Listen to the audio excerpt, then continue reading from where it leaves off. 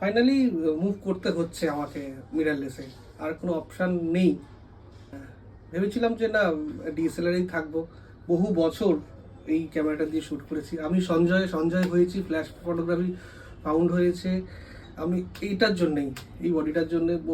অনেক ছবি, অনেক ভালো ভালো ছবি এই ক্যামেরা দিয়ে আমার তোলা, কিন্তু এখন যেন কেন খারাপ লাগছে, এটা নিয়ে আর ছবি তুলবো না। আমি সনিতে শিফট করছি পুরোপুরি।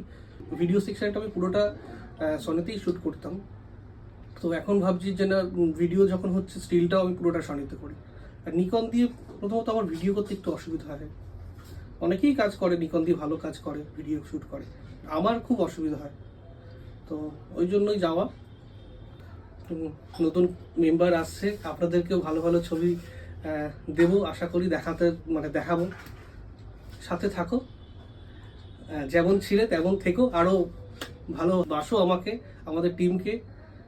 এইভাবেই তোমাদের গুড উইশেস থাকুক।